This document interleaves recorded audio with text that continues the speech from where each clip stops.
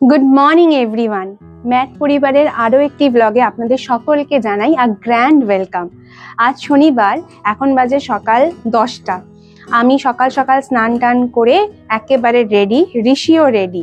আমি যাচ্ছি এখন আমার মায়ের বাড়িতে। কটা দিন এখানে থাকবার প্ল্যান আছে, তো সকাল সকাল উঠে সমস্ত কাজকর্ম সেরে ব্যাগ প্যাক করে এখন আমি রেডি হয়ে গেছি, ওলা বুক করব।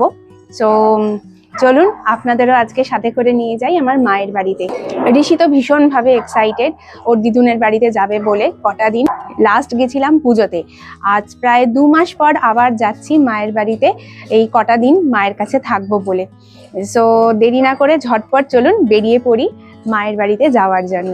রাস্তায় যেতে যেতে আবারও আপনাদের সাথে কথা হচ্ছে। We rise like tall buildings as the বেশ অনেকক্ষণ হলো আমরা ওলা করে বেরিয়ে পড়েছি, অনেকটা রাস্তা এগিয়েও গেলাম। আর ওদিকে বোনকে ফোন করেছিলাম, বোনও বললো বেরিয়ে পড়েছে। আজ প্রায় অনেক দিন পরে আবার আমরা একসাথে দেখা করব। নেক্সট কটা দিন মায়ের কাছে খুব আনন্দ হবে। ঋষির স্কুলে ভাগ্যিস উইন্টার ভ্যাকেশন ছিল, না হলে এই হলিডেটা হয়তো আমিও উপভোগ করতে পারতাম না। অনেকটা রাস্তার জার্নি, তাই ঋষি এক প্রকার বোরই হয়ে পড়েছে। আর কতক্ষণ এই প্রশ্নে আমাকে প্রায় অতিষ্ঠই করে ফেলেছে। ঘণ্টাখানেক ট্রাভেল করার পর ফাইনালি চলে এসেছি মার কাছে। এসেই রান্নাঘরে উপস্থিত আমরা, যে কি রান্না করেছো, কি ব্রেকফাস্ট বানিয়েছো আমাদের জন্য। ঋষি তো ব্রেকফাস্ট করে এসেছে, বাট আমি করে আসিনি, জানি মা কিছু না কিছু বানাবে। এসে তাই দেখলাম মা এখানে পালং শাক দিয়ে পরোটা বানাচ্ছে। বললো খেয়ে দেখ, দারুণ লাগবে, আর সাথে গরম গরম ঘুগনি। পরোটা খেতে দারুণ হয়েছিল। ওদিকে মা ঋষিকে খাওয়ানোর প্রচেষ্টা চালিয়ে যাচ্ছে, আর এদিকে বোনও চলে এসেছে। বোন ব্রেকফাস্ট করে বলল, দিদি চা খাবি?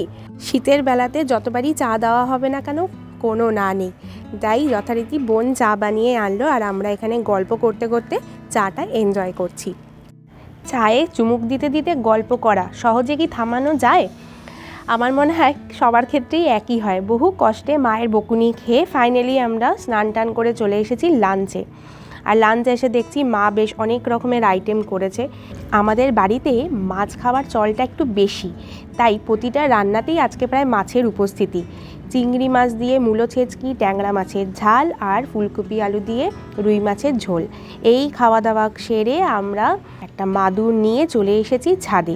আমি, ঋষি আর বোন আগেই চলে এসেছি, আর মা রান্নাঘরটা একটু গুছিয়ে আসছে। আজকে ছুটির দিন, সেই জন্য আমরা গাছে প্রত্যেক শনিবার বা রোববার না হলেও 2 সপ্তাহ অন্তর অন্তর আমরা গাছে ওই নিম অয়েল, যেটা আমরা গাছে দিই, বা নিমরাজ, নামটা হচ্ছে নিমরাজ। অ্যাকচুয়ালি এখানে নিম অয়েল রয়েছে, এটা আমরা গাছেতে স্প্রে করে দিই। তার কারণ হচ্ছে যে বিভিন্ন ধরনের ফাঙ্গাস তৈরি হয়, তার বিশেষ করে এই সময়টাতে একটু ফাঙ্গাসের ইয়েটা বেশি হয়। তো সেই জন্য আমরা সবসময় 2 সপ্তাহ অন্তর বা কোনো দিন মানে অবস্থা বুঝে প্রত্যেক সপ্তাহে শনিবার বা রোববার আমরা এই নিম অয়েলটা স্প্রে করে দিই। তো আজকে দেবো ঠিক করেছি। সকালবেলায় অল্প গাছে জল দেওয়া হয়েছে, আর বাকিটা আমরা এই স্প্রে বোতল জারটা দিয়ে আমরা স্প্রে করে দেবো।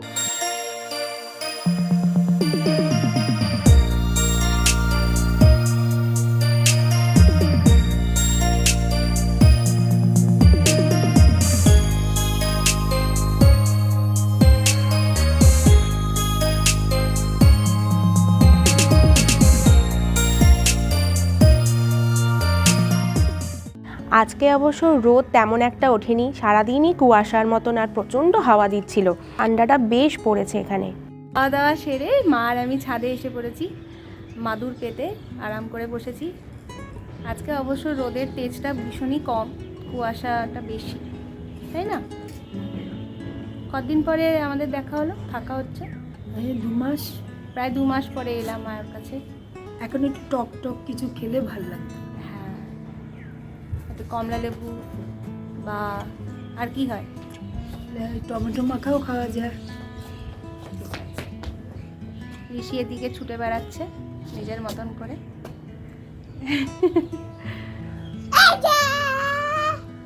হাই। আগামী কিছুদিনের মধ্যেই গানের ক্লাসে একটা অনুষ্ঠান হওয়ার কথা আছে, আর সেই জন্যই আজকে ছিল রিহার্সাল। তাই ছাদে খানিকক্ষণ সময় কাটিয়ে আমি রেডি হয়ে বেরিয়ে পড়েছি গানের ক্লাসের জন্য। রিহার্সাল শেষে বাড়ি ফিরে দেখি অনেক কাণ্ড ঘটে গেছে। এদিকে বোন আর ঋষি তো মিলে ড্রয়িং করছে, আর ওদিকে মা চিকেন মোমো বানাবার সমস্ত রকম প্রস্তুতি নিয়ে ফেলেছে। এই শীতের বেলায় গরম গরম মোমো খেতে কার না ভালো লাগে, আর সেটা যদি হয় হোমমেড তাহলে তো কোনো কথাই নেই। এদিকে ড্রয়িং প্রায় কমপ্লিট, এবার চলে আসি মোমো বানানোর প্রস্তুতিতে।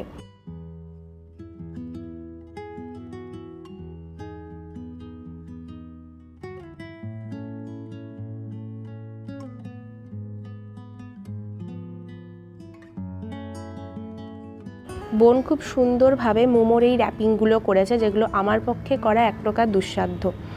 যাই হোক, এবার মোমোগুলো স্টিমে চাপানোর পালা, আর তারপরে গরম গরম মোমো সবার প্লেটে। মোমোগুলো অলমোস্ট রেডি হয়ে গেছে, আর সাথে চাও রেডি হচ্ছে। শীতের সন্ধে একেবারে জমজমাট। আজকের ব্লগটা তাহলে এই অবধি। দেখা হচ্ছে নেক্সট একটা দারুণ এক্সাইটিং ব্লগে। টিল দেন ভালো থাকবেন, সুস্থ থাকবেন। আজ তবে আসি, বাই বাই।